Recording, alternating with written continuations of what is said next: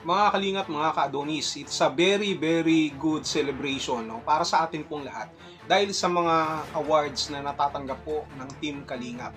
Hindi matatawaran ang ating pong komunidad sapagkat bukod sa marami po tayong natutulungan, maraming nababago ang buhay, nagiging inspirasyon din naman ang Team Kalingap sa mga aspirants, no, sa mga aspiring vloggers ng Pilipinas kung saan man sila field naroroon. At binabati natin siyempre our very own Carla Topolar ng Jomcar. At ganun din naman si Kalingap Rab at isa pang reactor ng Kalingap na nakapasok po dito po sa Pinoy History na kanila pong binibigyan ng parangal. Umpisahan po natin dito kay Carla. Alam natin na si Carla ay nagmula sa simpleng pamumuhay. May itsura si Carla. Maganda po ang kanyang muka na maamo, na inosente. Subalit hindi po siya inosente sa mga nangyayari sa kanyang buhay, especially sa kanyang pamilya. Kaya sa kanya pong murang edad, sa kanya pong pagkabata, sa kabataan, hindi po siya nagdadalawang isip na tumulong sa kanya pong mga magulang sa pamamagitan ng pagtitinda ng puto. Kahit noon pa, napanood nyo yan. No, hindi lamang maganda ang kanyang muka, kung hindi maganda din ang kanyang kalooban. At simula nang matagpuan siya ng Kalingap, nakita po natin na hindi lamang panlabas na anyo ang maganda sa kanya, kung hindi ang kanyang kalooban. And fast forward, naging bahagi po siya ng Jomcar kasama ni Papa Joms, at dito unti-unti nating nakilala si Carla, kung sino po siya sa kanyang personal na buhay at kung sino siya pagdating sa larangan ng pag-ibig. At dahil dito, marami din namang kabataan, maraming mga social media addicts na tinatawag ang sumubaybay kay Carla, sumuporta at nagbigay sa kanya ng mga pagpapala. And the rest is history. Maraming sumusuporta sa kanya at marami na ang humahanga. Kaya nga, dito sa Most Admired Vlogger of 2024, kahit sabihin pa natin 2025, siguradong karapat dapat si Carla. She deserves everything that she has now sa kanya pong buhay. We are very proud kay Carla. Kaming na nandito na iyong kapamilya sa Kalingap ay proud sa iyo, sa iyong narating.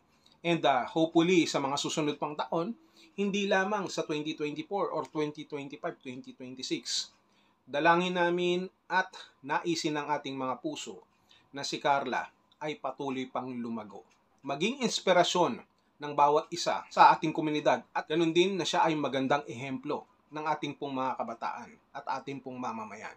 At pangalawa, congratulations din syempre dito kay Kalingap Rab again na nakapasok po number 2, no? Number 2 sa The Most Handsome Content Creators of 2025 behind Lester Capuno, which takes spot number 1, at syempre ang ating pong very own Kalingap Rab number 2. At ang pumapangatlo po ay si Gio Ong ng Travel and Adventures, Patrick Reyes ng Fitness Interviews, si Patrick CD naman ng Business Daily Routine, Justin Panoy ng Fitness, si Joseph Cruz ng Lifestyle. Ito yung mga content nila. Jo Marie Angeles, Lifestyle Interviews, Rocky Agustin, Parenthood Daily Routine, Clark Marinay, Fitness, Joshua Luis of Mami John and Liam Family, Art Salutan Mako, Family Province Life, at si Brix Laron, Lifestyle, Friendship, J.R. Rosales sa Overseas, Ervin Chancinco, David,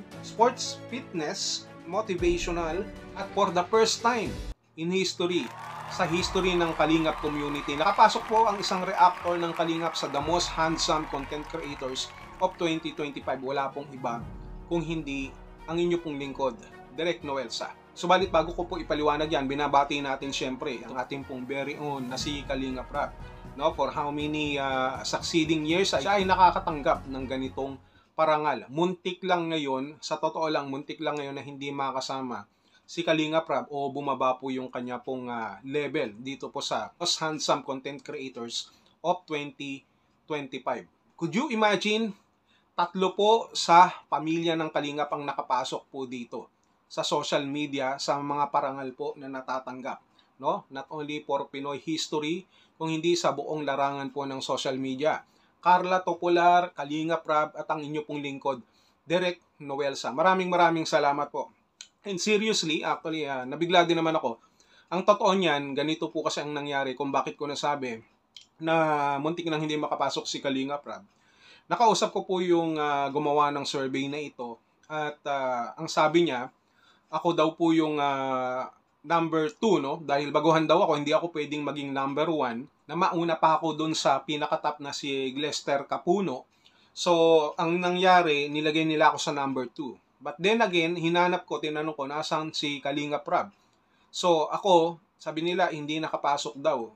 Hindi raw nakapasok talaga si Kalinga Prab.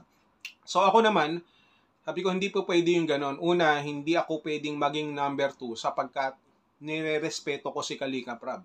No, di baling ilagay nyo na ako sa pinakadulo. Basta, nandoon lamang si Kalinga Prab sa number 2. Siya din naman, siya na lang ang ilagay nyo doon. Total, magkamukha naman kami. Medyo lamang lang ako ng konti. So, ilagay nyo siya doon. Kung hindi, wag nyo na lang akong isama dyan. Di bali na lang. Kasi, una, sanay na ako dyan eh. Lagi na ako nakakakuha ng parangal ng mga ganyan. So, hindi na bago sa akin. Pero since nag-effort kayo dyan sa survey na yan, tinatanggap ko. So, ito nga, we congratulate Kalinga Prab for being number 2 most handsome content creator of 2025. At tayo po sa pinakahuli, ako na rin naglagay sa sarili ko, sa huli, dahil alam niyo naman, napaka-humble ko. No? Tayo po ay nakapasok. For the first time, siguro, proud na proud si Kuya Bal, na 3 sa pamilya sa Kalinga ang nakapasok. Diyan po sa mga parangal na yan. Carla Topular, Kalinga Prab, at Direk Noelsa.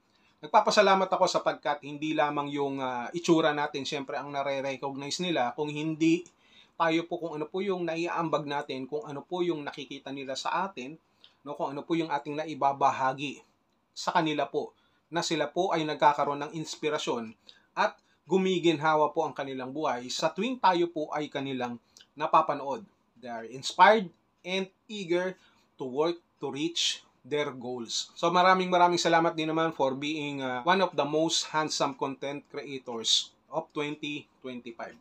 Masaya ako na nakatanggap ng ganitong parangal sa inyo pong mga suporta, no?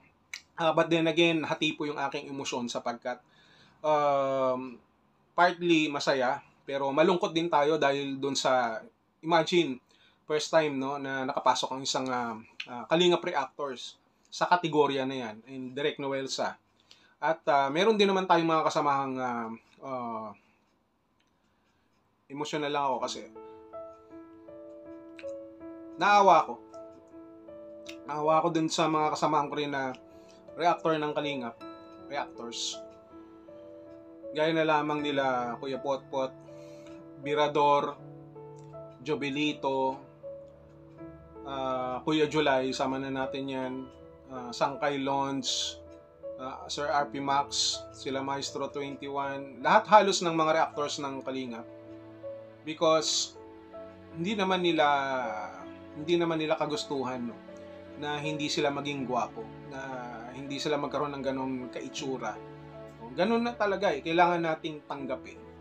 Pero I believe na tanggap naman nila na ako yung nakapasok dito sa most handsome content creators of the Philippines sa taong 2025. Kasi wala naman din silang choice at masaya siguro sila para sa akin. Pero sa isang banda sa aking puso, nalulungkot ako. Lalong-lalo na para kila Kuya Potpot, kila Birador. Because they can never be like me. They will not reach this level at hindi sila makakatanggap ng ganitong klaseng parangal. Siguro sa ibang kategorya, mga Regal Shocker of the Year, mga ganun, pwede pa. Pero nagpapasalamat ako, alam ko na masaya sila para sa akin, masaya kayong lahat para sa akin na nakapasok at kita nyo naman. No, hindi lamang magandang muka ang aking dala-dala kung hindi yung pagpapakumbaba, humbleness. Could you imagine? I am the number 2. Pero nilagay ko si Kalinga Prab doon. Ako na ang nakipagpalit at ako ang pumunta doon sa pinakadulong pwesto. Hindi na importante sa akin. Ang importante, lahat tayo masaya. At 3 sa mga pinaka-pipitagan at pinakamamahalang kalingap ay nakapasok sa mga parangal na ito. Carla Topular, Kalinga Prab, at Direk Noelsa. Maraming salamat po sa inyo pong pagsuporta.